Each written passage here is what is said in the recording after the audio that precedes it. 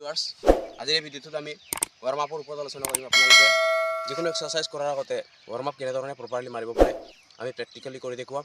চ' প্ৰথমবাৰৰ কাৰণে আহিছে যদি চেনেলটো ছাবস্ক্ৰাইব কৰি ল'ব।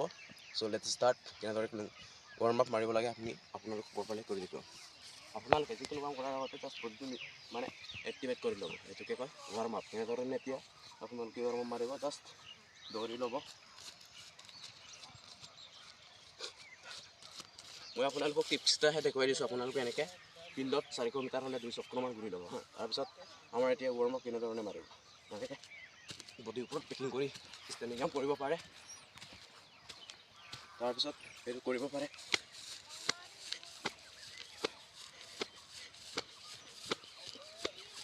তাৰপিছত নেক্সট এইটো আছিলে আমাৰ এনেকৈ এতিয়া এনেকৈ হ'ব।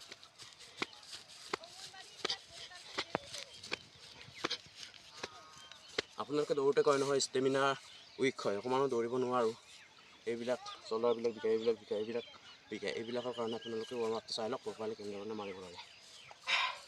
তাৰপিছত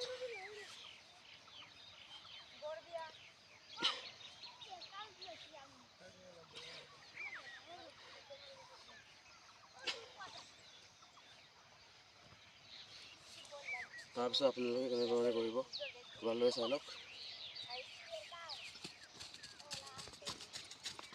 এইটো হাইনি এক্সাৰচাইজ বুলি কয়, হাইনিটো মাৰিব পাৰে।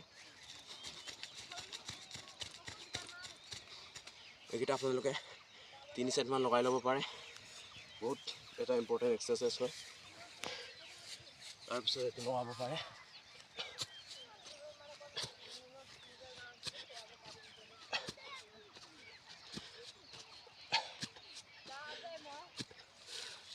তাৰপিছত আপোনালোকে এনেকৈ জাম্প কৰিব পাৰে।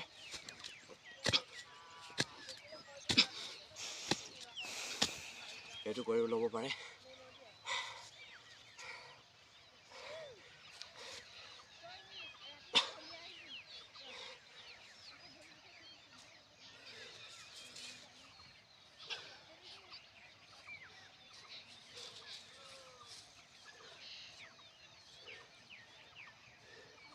আৰু আপোনালোকে দুটামান টিপছ ফ'ল' কৰিব পাৰে।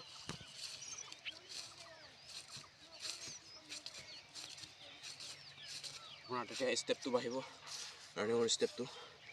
ৱাৰ্ম আপত আৰু আপুনি কেইটামান এক্সাৰচাইজ যোগ দিব পাৰে, যেনেকৈ আপোনাৰ হাইনি হৈ গ'ল, আৰু তেনেকৈ হাইনি চিজাৰ যোগ দিব পাৰে।